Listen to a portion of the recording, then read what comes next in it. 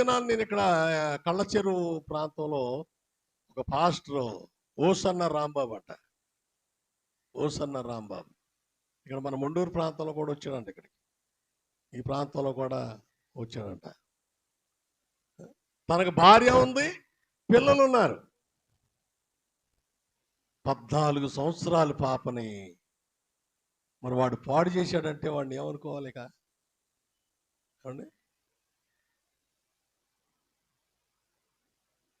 14 సంవత్సరాలు పాపని, భార్య ఉండి పిల్లలుండి 14 సంవత్సరాలు పాపను, సంఘంలోకి వచ్చే పాపను వాడు పాస్టరు, విశ్వాసి కాదండి, పాస్టరు. మరి ఇక్కడ లోకం ఏమి నమ్మిద్ది? క్రామానికి వాయ వరుస లేదు, క్రామానికి వాయ వరుస లేదు, వయసు భేదం కూడా దానికి లేదు. ఆ క్రామము అది దేని మీద పనిచేస్తుంది అంటే శరీరం మీద ఎక్కువ పని చేస్తుంది. శరీర సంబంధమైన కోరిక అది. ఈ శరీర సంబంధమైన కోరుకున్న వారు క్రైస్తవులుగా నడవలేరండి. వాళ్ళు క్రైస్తవులుగా ఉండలేరు. వాడు సేవకుడైనా విశ్వాసైనా ఎవరైనా కోరికలు ఉంటాయి. శరీర సంబంధమైన కోరికలు ఎన్నో ఉంటాయి. మా బాబు ఇస్సాక్ ఏమన్నాడంటే, ఆ కోరికలన్నీ పెట్టుకుని సేవ ఎందుకు చేయాలన్నాడు వాడు. ఆ కోరికలు పెట్టుకుని వాళ్ళు లేరా? ఎంతమంది ఉన్నారు? సంఘంలోకి వచ్చిన వాళ్ళు చెరపట్టుకుపోయే సేవకులు ఎంతమంది ఉన్నారు ఈ రోజున? అమాయకులైన పిల్లల్ని పాడు చేసేవాళ్ళు ఎంతమంది ఉన్నారు?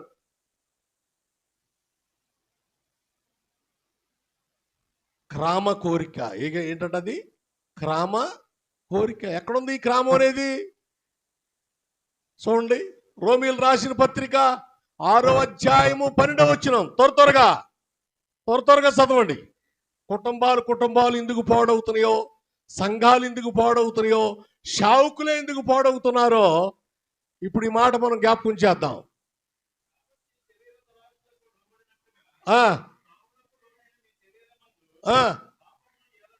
అది సంగతి.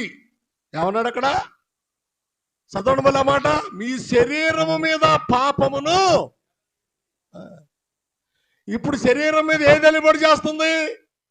పాపం. క్రామం ఏర్పడి చేస్తుంది. దానికి ప్రేమ ఉండదు, తగ్గింపు ఉండదు, దయ ఉండదు, దాక్షిణ్యం ఉండదు, కనికరం ఉండదు.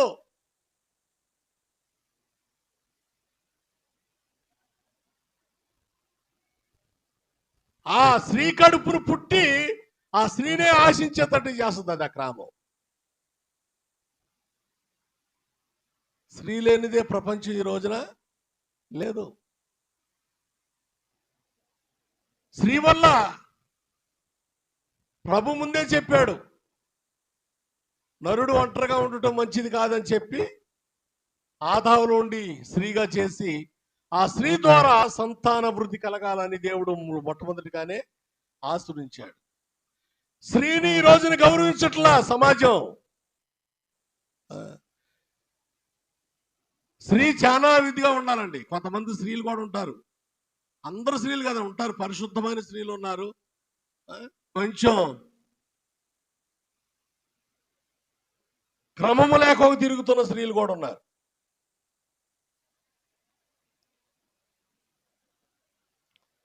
స్త్రీ జాతిని గౌరవించాలి. 6 సంవత్సరాలు పాపను పాడు చేసే దుర్వార్తలు కూడా మనం విన్నాం. ఎందువల్ల? క్రామమే. పెళ్లి కాకోనా, వివాహం కాకోకనా శరీర సంబంధాలు పెట్టుకొని వాళ్ళకి వివాహం పెళ్ళి అవ్వదు. ప్రేమలో పడిపోతారు వీళ్ళు. తల్లిదండ్రులు మర్చిపోతారు, భక్తిని మర్చిపోతారు. ప్రేమ.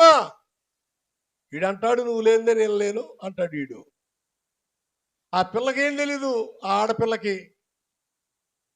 వాడు అన్నాడంట, ఆడు పాస్టరు, నువ్వు నాకు లోబడకపోతే దేవుడు నీకు శిక్ష వేస్తాడు అన్నాడంట. అర్థమవుతుందా? ఆ కళ్ళ చెరువు పాస్టర్ అన్నాడు, నువ్వు నాకు లోబడకపోతే దేవుడు నీకు శిక్ష ఎలాగ లోపరిచాడో చూడన్నాడు. ఆ పాపం అనే ప్రభావం ఎక్కడ పనిచేస్తుంది? అది శరీరం మీద, ఆత్మ మీద పనిచేస్తుమా?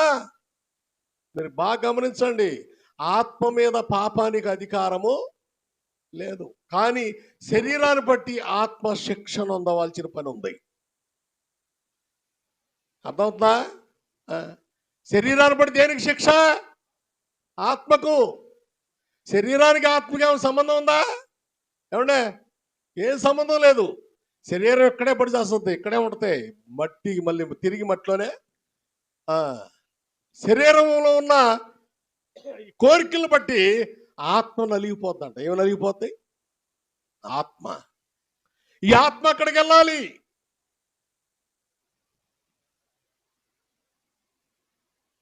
అంటే ఎవరికి శిక్ష అంటే ఇప్పుడు ఆత్మకు శిక్ష. ఎవరికి?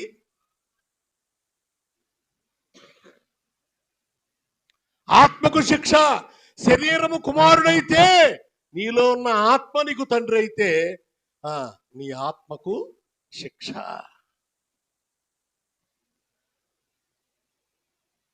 కుమారుడు చేసిన పాపం వలన శిక్ష ఎవరికి వస్తుంది? చెప్పాలి. ఎవరికి? శరీర సంబంధమైన కోరికల వల్ల శిక్ష ఎవరికి? ఆత్మకు. అక్కడ అగ్ని ఆరదు, ఆత్మ ఏం చేసింది?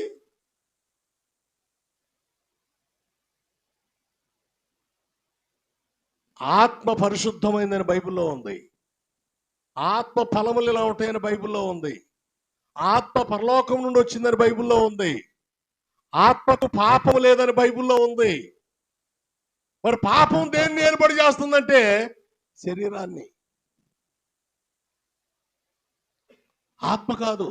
అందుకనే ఈ పాపముతో ఈ శరీరం ఎప్పుడైతే దాని ఇష్టానుసారంగా నడుస్తుందో ఆత్మలోన దుఃఖపడుతూనే ఉంటుందట. ఆత్మలోన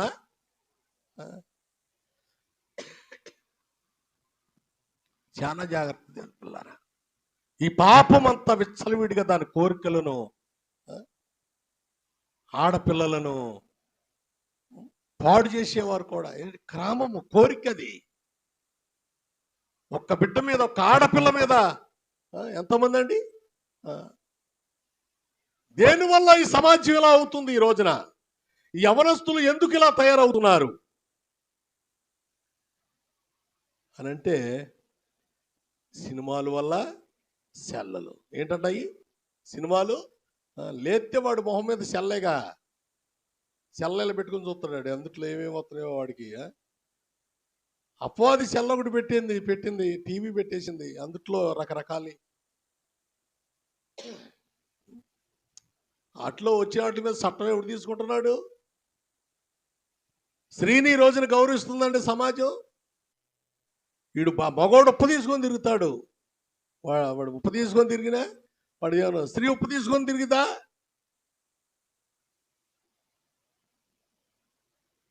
స్త్రీ జాతి గౌరవం ఉందా ఈ రోజున?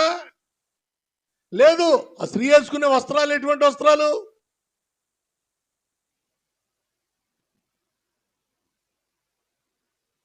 శరీరం అంతా కప్పుకునే వస్త్రాలు వేసుకుంటుందా ఈ రోజున స్త్రీ?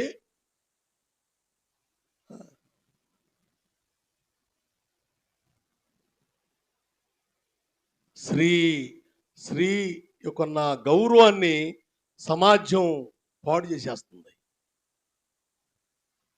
స్త్రీ గొప్పతనాన్ని సమాజం పాడు చేసేస్తుంది. స్త్రీ తల్లికున్న లక్షణం, స్త్రీ చెల్లికున్న తోడబుట్టు లక్షణం,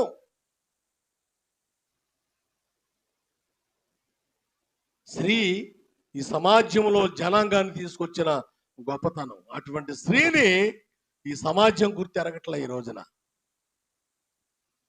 వాళ్ళు కూడా అలాగే ఉన్నారులేండి, స్త్రీలు కూడా అలాగే ఉన్నారు.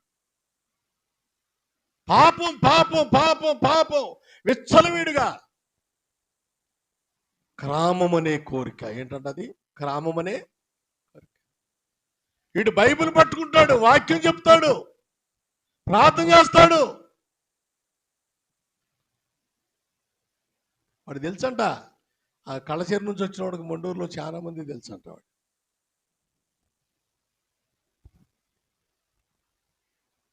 వాడినే ప్రేమిస్తారండి, సమాజం వాడినే ప్రేమిస్తుంది. ప్రేమించరా ఏమండే? వాడున్నాడు ఏలూరులో పెద్ద మందిరం కట్టాడు ఒకడు. చింతమనేని ప్రభాకర్ దగ్గర 3 లక్షలు జన్మానే ఇప్పించేశాడు. వాడు పెద్ద ఇప్పుడు అక్కడికే పోతారు అందరూ. దండం పెట్టి చెప్తున్నాను నేను మీకు. అబద్ధ బోధకులు సత్యాన్ని అసత్యంగా మారుస్తూ వారి ఇష్టానుసారంగా బోధించేవారు. స్త్రీ జాతిని గౌరవించుకోకనా సంఘంలోకి వచ్చే పిల్లలను లోపరుచుకొని వారి ఇష్టానుసారంగా అనుభవించే శావుకులు. పాస్టర్లో కదండి, బాబాల్లో కూడా లేరా? ఏమండే? బాబాలు అనబడిన వారిలో లేరా? పూజారులో లేరా? పూజారులో ఉన్నారు, బాబాలు కూడా. మహేష్ రాజు గారు ఏంటి నిదానం కూతున్నాడు తలకేలాగా?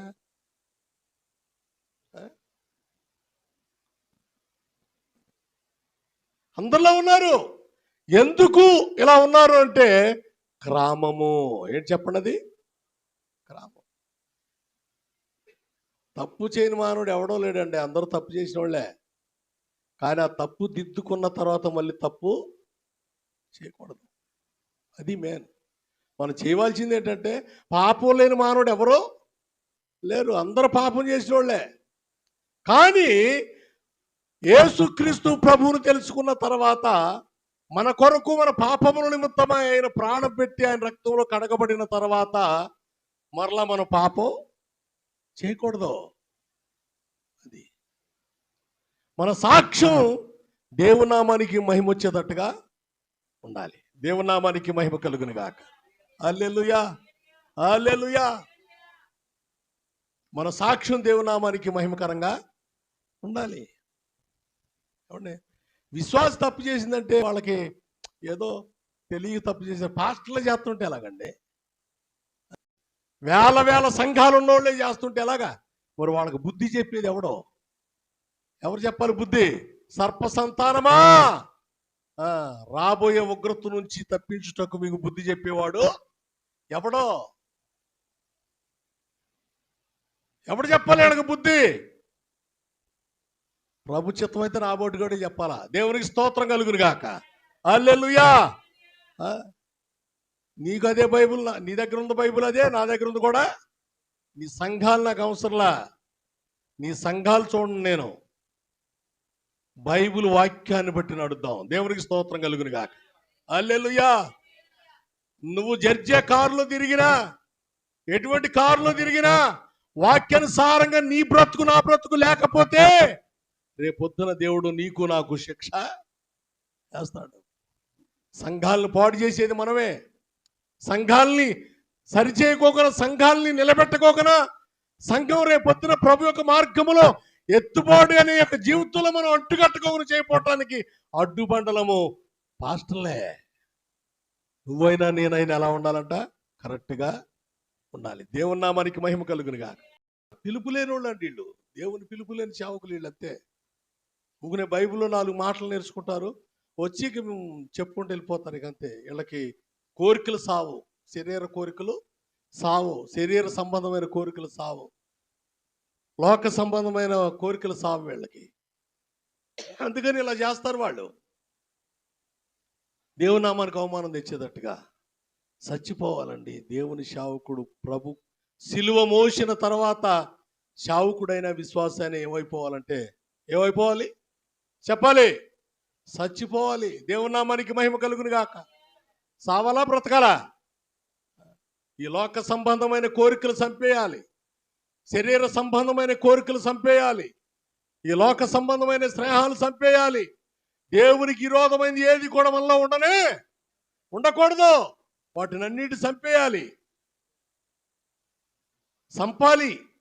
ఎక్కడుందో చంపేయాలన్నమాట. కొలసీలు రాసిన పత్రిక 3వ అధ్యాయం 5వ వచనం ముగిద్దాం, లేకపోతే ఇవాళ సాయంత్రం వద్ది. ఉద్యోగాలకు వెళ్ళేవాళ్ళు కూడా ఆపు, ఎస్టీఓ స్టాప్ అంతే. ఉద్యోగాలకు వెళ్ళేవాళ్ళు ఉంటే ఇప్పుడే మాకు సిగ్నల్ ఏమన్నా ఆపుతాం. వెళ్ళాలి అని అంటే సిగ్నల్ ఇవ్వండి. చదవండి కొలసీలు రాసిన పత్రిక 3వ అధ్యాయం 5వ వచనం. ఆ, ఆ, ఆ, అనగా ఉమ్, ఉమ్, ఆ, ఆ, ఆ. ఏం చేయాలంటే వీటిని భూమి మీద ఉన్న మీ అవయములను, అంటే మన అవయాలను ఎలా పోల్చాడు తెలుసా? భూమి అంతటి మీద ఉన్న అవయాలుగా పోల్చామన్నాడు తెలుసా? ఈ అవయములో ఉన్న వాటిని ఏం చేయమన్నాడు? చంపేయాలంట. అవి చంపలేదనుకో మనల్ని చంపుతాయి. అర్థమవుతుందండి? ఇప్పుడు ఏమయ్యాడు? సేవ పోయిందా? కుటుంబం నాశనం అయిపోయిందా? పరారులో ఉన్నాడా? అవసరమైతే శిక్ష కూడా వేసేస్తారు. ఉరి శిక్ష కూడా వేసేస్తారు. ఉరి శిక్ష కూడా వేస్తారు. జీవితం పాడైపోయింది. కోరికలు చంపకపోతే ఇలాగే ఉంటాయి. అందుకనే యోబు గ్రంథంలో మాట ఏమంటారంటే, మన శరీరమే మన మీద సాక్షిగా ఉంటుందట. మన శరీరం మన మీద సాక్షిగా ఏంటంటే ఇయే శరీరమే సాక్ష్యం. మన శరీరమే మనం చంపేస్తుంది. మన శరీరమే ఈ లోకం నుండి తీసేస్తుంది. ఏమనంటే నీకు నీవే ఈ రోధంగా ఈ శిక్ష నువ్వే వేసుకున్నావు. ఈ శిక్ష కోరికలు చంపుకోలేని వాడు శిక్షకు పాలైపోతాడు. కోరిక చంపలేనివాడు కుటుంబాన్ని పాడు చేసుకుంటాడు. కోరికలు చంపలేనివాడు జీవితాన్ని కట్టుకోలేడు. కోరికలు చంపలేనివాడు ఎక్కడా నిలకడగా నిలబడలేడు. దేవుని దృష్టి కూడా విరోధైపోతాడు. దేవుని సవాసంలో కూడా ముందుకి నడవలేని వాడు అయిపోతాడు. అందుకని వీటిని అన్నిటిని ఏం చేయాలంటే చంపాలి. ఏం చేయాలంట? ఎలా చంపాలి? వాక్యము ద్వారా, వాక్యం అనే ఖడ్గముతో వాటిని చంపేయాలి.